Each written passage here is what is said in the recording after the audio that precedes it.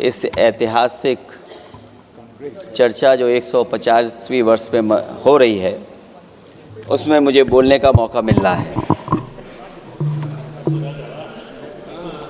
वंदे मातरम के आज हम 150वें वर्ष के बाद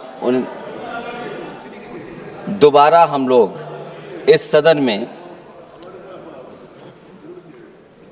याद कर रहे हैं और हमें गर्व है इस बात का कि हम लोग इस समय पर बंकिम चंद्र चट्टोपाध्याय जी को भी याद करें जिन्होंने इतना शानदार और ऐसा राष्ट्र को गीत देके गए हैं जिस गीत ने लाखों लाख लोगों को जागरूक किया, उनके बीच उत्साह भरा और आज़ादी के उस समय पर जिस समय अंग्रेज़ों के खिलाफ लड़ाई लड़ी जा रही थी, वंदे मातरम हमें ऊर्जा देता था, हमें ताकत देता था, हमें एकजुट कर करके अंग्रेज़ों के खिलाफ लड़ने का एक माध्यम बनाता था। वो वंदे मातरम के गाने पर आज जब 150 वर्ष हो रहे हैं मुझे बोलने का मौका मिला, इसके लिए मैं आपका बहुत बहुत आभार और धन्यवाद देता हूँ। ये वंदे मातरम जिस तरह के हमारे पूर्व में कांग्रेस पार्टी के नेता गौरव गोगोई ने जो बात रखी, उस भावना से जोड़ता हुआ और वंदे मातरम की भावना से जुड़ता हुआ जिस समय कलकत्ता के कांग्रेस के अधिवेशन में रविन्द्रनाथ टैगोर जी ने गाना गाया, गीत गाया, उसके बाद लोकप्रियता इसकी आम लोगों के बीच पहुंच गई। और जब कभी भी लोगों को अंग्रेज़ों के खिलाफ लड़ना होता था तो यही वंदे मातरम का नारा दे करके लोगों को जोड़ने का काम करते थे। हमारा कोई भी आंदोलन रहा हो, स्वदेशी आंदोलन रहा हो, उसमें भी हम लोग इसी नारे के साथ चले। वंदे मातरम को लेकर के हम लोग इतना देश को एकजुट कर दिए कि अंग्रेज घबराने लगे। और जब अंग्रेज घबराने लगे तो जहां कहीं भी वो देखते थे कि ये नारा लग रहा है, वहां पर देशद्रोही का कानून लगाकर लोगों को जेल भेज देते। ये भी इतिहास है कि जिस समय बंगाल में बच्चों ने गाना गाया, इस गीत को अपने क्लासरूम में गाया, उस समय भी अंग्रेजों ने उनके खिलाफ मुकदमा लगा के उन्हें जेल भेजने का काम किया। ये वंदे मातरम अंग्रेजों ने बैन भी कर दिया। 1905 से लेकर के 1908 तक बैन कर दिया गया और बैन के बाद भी लोग माने नहीं, हमारे क्रांतिकारी लोग माने नहीं और वंदे मातरम को हमेशा उन्होंने अपने दिल और दिमाग में रखा और जनता के बीच में इस आंदोलन को आगे बढ़ाते रहे। सभापति महोदय, जो हमारे सत्ता पक्ष के लोग हैं वो हर चीज को ओन करना चाहते हैं। ये 150वें वर्ष में जब हम वंदे मातरम याद कर रहे हैं, बंकिम चंद्र चट्टोपाध्याय जी को हम याद कर रहे हैं कि उन्होंने इतना महान गीत हमें दिया है। सत्ता पक्ष के लोग समय समय पर हमें देखने को मिलता है कि जो महापुरुष उनके नहीं हैं या जो चीज उनकी अच्छी नहीं है उनको वो ओन करना चाहते हैं। 150वें वर्ष वंदे मातरम, मैं अभी वो बात कहूंगा और मैं बात कहूंगा और हमारे मंत्री जी उसका जवाब देना। सभापति महोदय, क्योंकि ये बात ओन करने की आ रही है, अपनाने की बात आ रही, तो मैं सभापति महोदय, मैं अपने सत्ता पक्ष के लोगों को याद दिलाना चाहता हूं। सत्ता पक्ष के लोगों की जो पार्टी आज है भारतीय जनता पार्टी, जिस समय गठन हो रहा था, हमारे मुंबई और महाराष्ट्र के लोग जानते होंगे कि जिस समय गठन की चर्चा थी उस समय आपके जो अध्यक्ष चुने गए थे उनको जो भाषण देना है उस पर भी बहस चल रही थी। और बहस इस बात की थी कि भारतीय जनता पार्टी सेकुलर रास्ते पे जाएगी, सोशलिस्ट रास्ते पे जाएगी कि नहीं जाएगी। तमाम विरोध के बाद भी उस समय के उनके राष्ट्रीय अध्यक्ष जो चुने गए थे, उन्होंने वही रास्ता अपनाया अपने भाषण में। समाजवादी आंदोलन, समाजवादी विचारधारा और सेकुलर रास्ता अपनाया। और वही नहीं, जो उनका मंच था उसमें जयप्रकाश जी की तस्वीर लगा करके भी उन्होंने लोगों को ये भ्रम फैलाने की कोशिश की कि जेपी के रास्ते पर भारतीय जनता पार्टी चलेगी। बताएं माननीय मंत्री जी, आप कितने सेकुलर हैं आज, कितने सोशलिस्ट हैं आज? अभी गौरव गोगोई जी ने ठीक कहा, इंडिगो का हवाई जहाज उड़ नहीं रहे हैं, उड़ नहीं रहे कि उड़ाए नहीं जा रहे हैं? उड़ाए नहीं जा रहे। और क्या बात कही गई थी कि गरीब भी उसमें चल सकेगा। इसलिए सभापति महोदय, मैं बात दूसरी तरफ नहीं ले जाना चाहता हूं। वंदे मातरम सिर्फ गाने के लिए नहीं है, निभाने के लिए भी होना चाहिए। सभापति महोदय, आज हम आकलन करें, पीछे मुड़ करके देखें कि हम इस वंदे मातरम को कितना निभा रहे हैं। जिस वंदे मातरम ने आजादी के आंदोलन में सबको जोड़ा, आज के दरारवादी लोग उसी से देश को तोड़ना चाहते हैं। ऐसे लोगों ने, सभापति महोदय,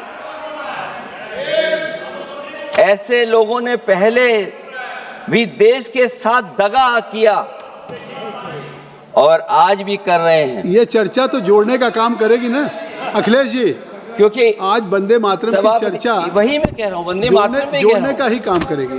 वंदे मातरम कोई दिखावा नहीं है, ना ही राजनीति का विषय है। क्योंकि सभापति महोदय, हम जब ये चीज इनके विचारों से, इनके भाषणों से जब बाहर सुनते हैं तो ऐसा लगता है कि वंदे मातरम इन्हीं का बनवाया हुआ गाना है। जिन्होंने, सभापति महोदय, जिन्होंने आजादी के आंदोलन में भाग ही नहीं लिया है, वो वंदे मातरम का महत्व क्या जानेंगे। सच तो ये है कि सरफरोश लोग वंदे मातरम दिल से बोलते थे।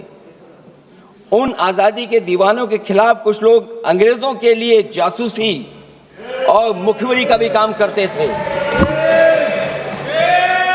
दरअसल ये राष्ट्रवादी नहीं बल्कि राष्ट्र विवादी लोग हैं। जहां विवाद करना हो, कभी अंग्रेज विवाद कर करके, डिवाइड कर करके, डिवीजन कर करके राज किया करते थे। सभापति महोदय, आज भी वही रास्ता कुछ लोग अपना रहे हैं। वो डिवीजन का रास्ता अपना रहे हैं, डिवाइड का रास्ता अपना रहे हैं, दरारवादी रास्ता अपना रहे हैं। इनका इतिहास खंगाला जाए कि इन्होंने आजादी के पहले और आजादी के बाद वंदे मातरम क्यों नहीं गाया। ये सभापति महोदय, आज जब हम वंदे मातरम पे इतनी चर्चा कर रहे हैं, जिस भाव से हम लोग यहाँ बैठे हैं, कम से कम ये भी खंगाला जाए इतिहास में कि वंदे मातरम कुछ लोगों ने कब गाया। उन मुखबरों से ये सवाल पूछा जाए कि स्वतंत्रता के बाद भी उन्होंने अपना गीत क्यों बनाया। उनकी एक रंगी सोच ने तिरंगा क्यों नहीं फहराया। वंदे मातरम सियासत के झूठे राष्ट्रवादियों के लिए नहीं है, गलत लोगों की गलत मंशा पूरा देश समझता है। और केवल यही नहीं ओन करते हैं, कभी कभी भारत माता का जो चित्र है, जो पेंटिंग कभी बंगाल के महान लोगों ने बनाई थी,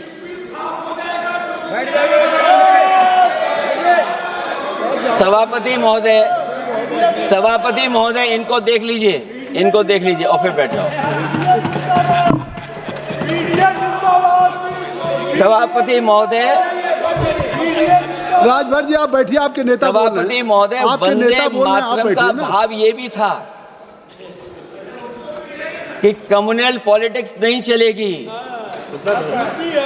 और कम से कम हमारे उत्तर प्रदेश के साथियों ने कम्युनल पॉलिटिक्स को अंत किया है वहां पर जहां से कभी इन्होंने शुरू की थी।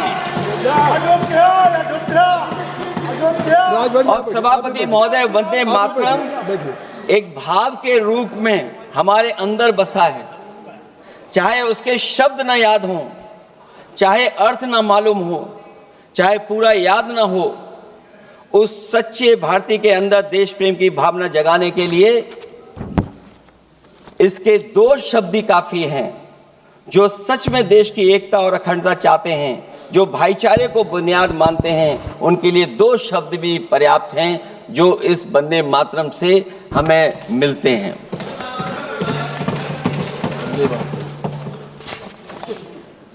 दूसरा किस्सा सुना दो अध्यक्ष महोदय।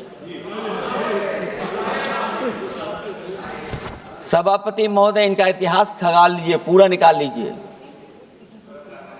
चुनावी सभाओं में कभी बाबा साहब भीमराव अंबेडकर जी की तस्वीर ये लोग नहीं लगाते थे। ये बात अगर सही हो तो बता दो। और ये तस्वीर कब लगाना शुरू किए? इनका एक सहयोगी साथी संगठन, जिस समय समाजवादी पार्टी और बहुजन समाज पार्टी ने मिलकर के इन्हें उत्तर प्रदेश में हरा दिया था, उसी दिन के बाद से बाबा साहब भीमराव अंबेडकर की प्रतिमा और तस्वीर लगाने लगे।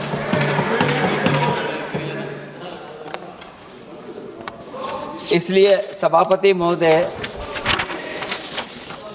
ये वंदे मातरम केवल गीत नहीं है, गीत के साथ साथ आज हमें ऊर्जा भी देता है। उस समय क्रांतिकारियों को ऊर्जा मिलती थी, एकजुटता का नारा था, हम साथ लेकर के चल रहे थे सबको, और देश के सभी लोगों ने जाति धर्म को भुला करके एक साथ मिलकर के वंदे मातरम के सहारे अंग्रेजों को भगाने का लगातार कोशिश की। और अंततः परिणाम ये हुआ कि जब देश जागा, वंदे मातरम के साथ साथ जय हिंद का नारा, इंकलाब जिंदाबाद का नारा लगा करके अंग्रेजों को इस देश से भगाने का काम किया। आज सभापति महोदय, जब हम चर्चा कर रहे हैं, हम कैसा देश बनाना चाहते थे और किस दिशा में हम लोग देश को ले जा रहे हैं। सभापति महोदय, मुझे अच्छा लगा कि प्रधानमंत्री जी ने वो बात याद दिलाई कि अंग्रेजों के ज़माने में अगर बच्चे भी वंदे मातरम गा देते थे तो उन्हें देशद्रोही के कानून से जेल भेज दिया जाता था। आज जब हम आज़ाद हो गए हैं तो आज देखिए उत्तर प्रदेश में क्या हो रहा है कि जो प्राइमरी स्कूल है वो बंद किए जा रहे हैं। 26,000 से ज़्यादा स्कूल बंद हो गए। और जब बच्चों को पढ़ाने के लिए हम लोगों ने जिम्मेदारी उठाई, पीढ़ी के समाज के लोगों ने जागरूक होकर के पढ़ाने की कोशिश की, तो कभी अंग्रेजों ने मुकदमा लगाया था बच्चों पर देशद्रोह का। आज़ादी के बाद भारतीय जनता पार्टी की सरकार ने वहां पर मुकदमे उन पर लगाए जो पढ़ने गए और जो पढ़ाने गए।